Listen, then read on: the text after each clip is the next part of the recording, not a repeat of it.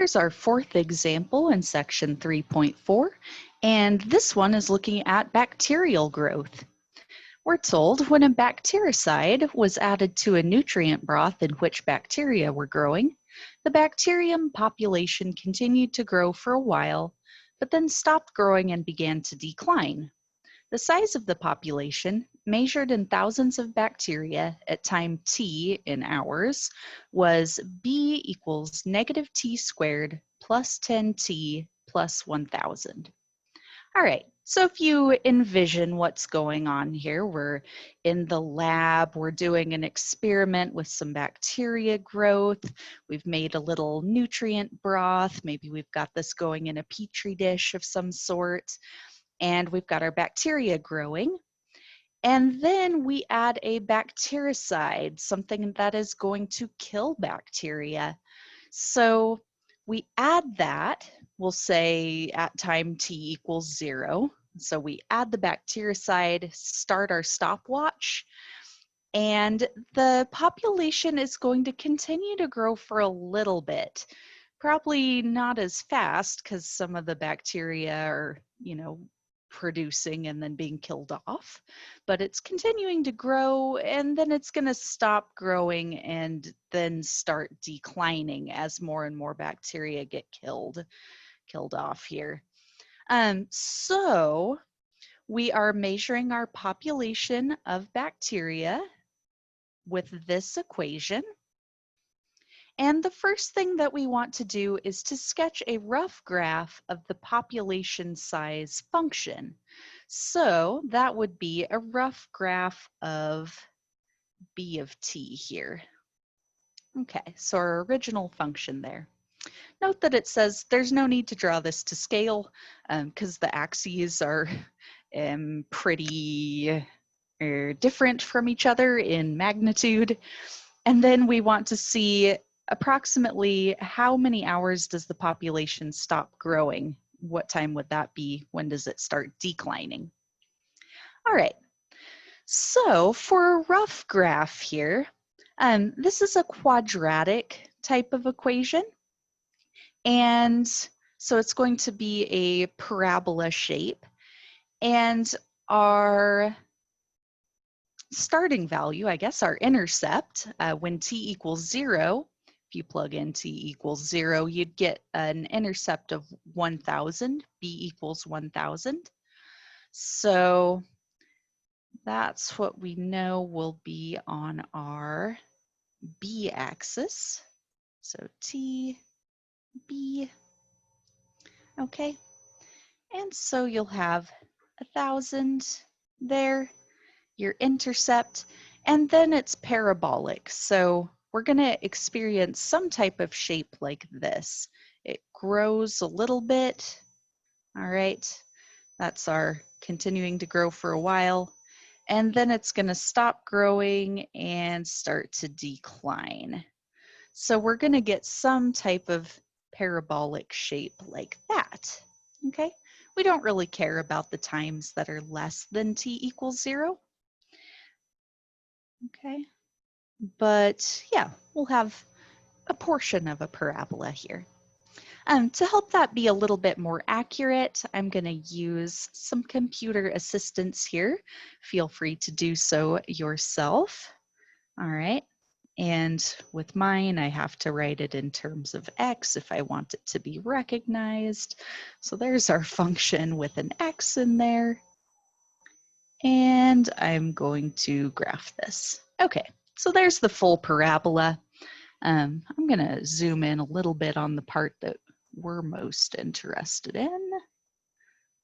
Something like that.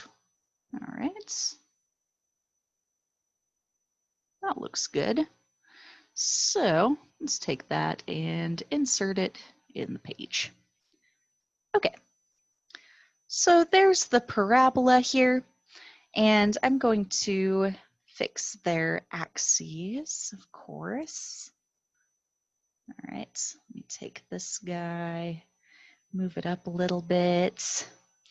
And I need to relabel these. This is not X, but time T in hours down here. And this is not Y, but this is B, our bacteria population in thousands of bacteria.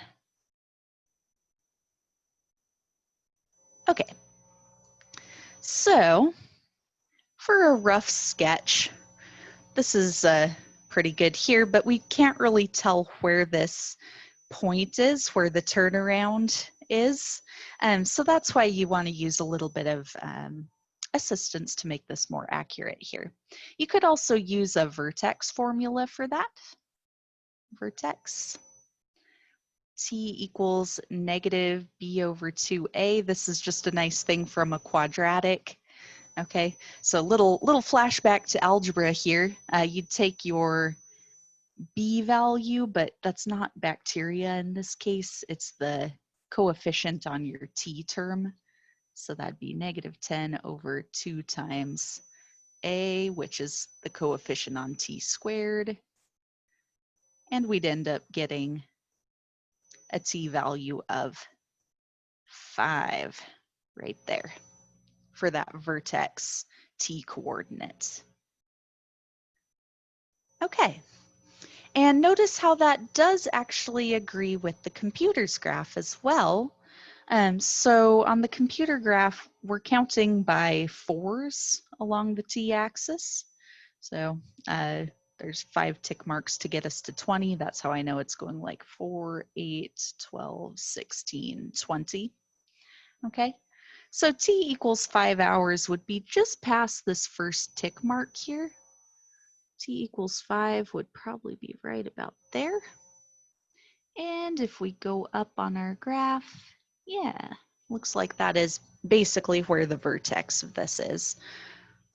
Okay, so we would say it appears that the population stops growing. It reaches its highest point after 5 hours have elapsed. Okay, so that's our answer here, 5 hours. Okay, and then it's going to decline after that. Now we want to get this in terms of rates. So part B, we want to find the growth rates at t equals 0, t equals 5, and t equals 10 hours. So growth rates at specific points in time. We want it just at t equals 0, just at t equals 5, and just at t equals 10. So those are going to be instantaneous growth rates. And so that is going to be represented by our derivative of this function. Okay, population size and then growth rate of the population would be the original and then the first derivative there. So for part B, let's see. Yeah, I want to put this, I think, on the next part of these notes. B. Let's get that function down here. Our function b of t, population size, is negative t squared plus 10t plus 1000. Okay, and so our derivative, the change of population size over time, is going to be negative 2t plus 10. All right, that's just from using a little power rule on our original function. Okay. And so from that, we can find the growth rates at time t equals 0 by just plugging in 0 to our derivative. That would be 10. And remember that b values, okay, these b values are in thousands of bacteria per hour. So thousands of, oops.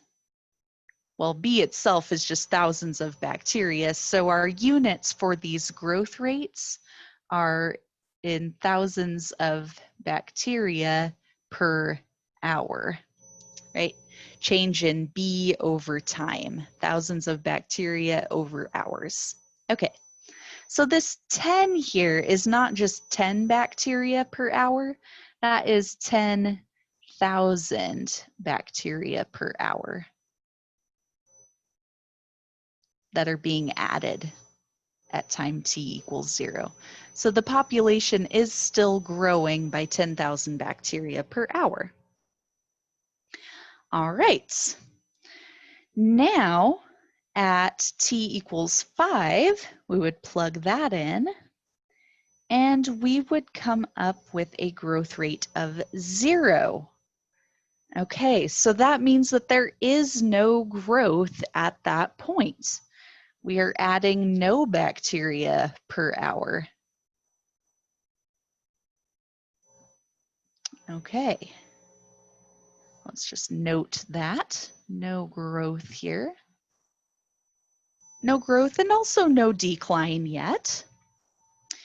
But when we get to B prime of 10, the growth rate after 10 hours, -2 times 10 plus 10, that gives us -10, which corresponds to -10,000 bacteria per hour.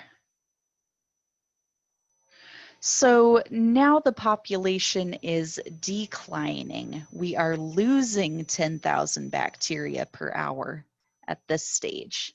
So here there is an increase in the population size.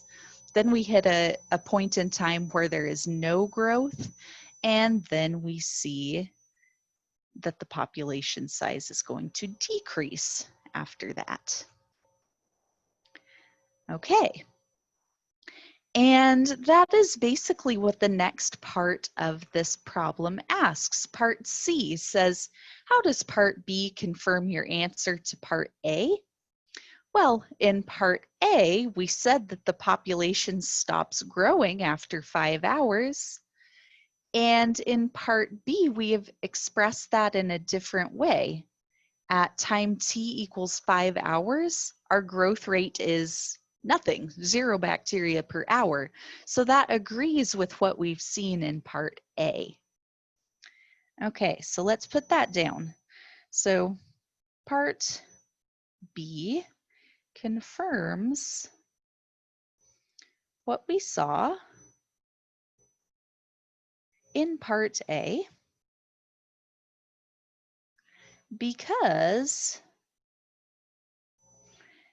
if we take B prime of 5 and see that it equals 0, that means that there is no growth at t equals 5 hours. So there is no growth,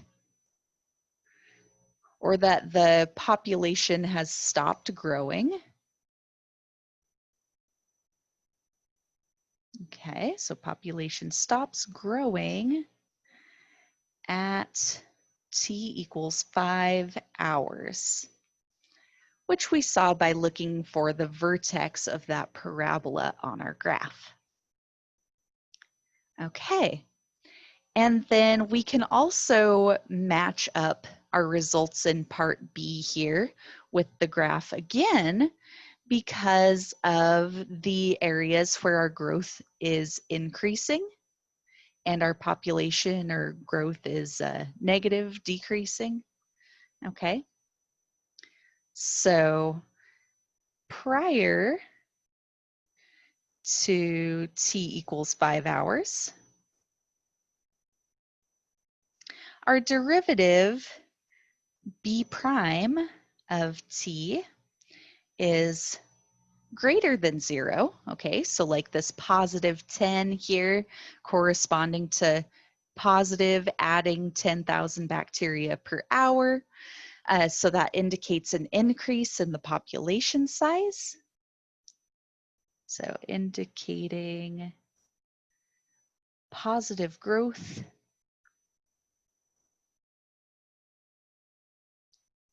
and an increase in population size. Okay.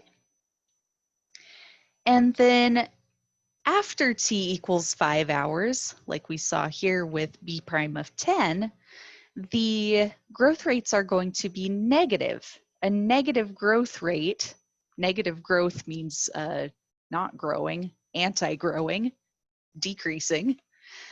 So we can put that in here. After t equals 5 hours, our growth rates, b prime of t, are negative, indicating negative growth, which is the same thing as decreasing. Okay. Which is an decrease in population size.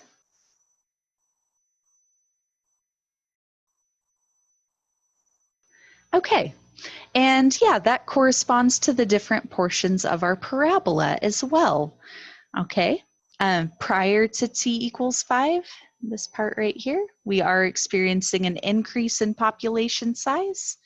And then we have no growth right at the top, at the vertex, t equals 5. And then after t equals 5, this remaining portion here, the population size is definitely decreasing.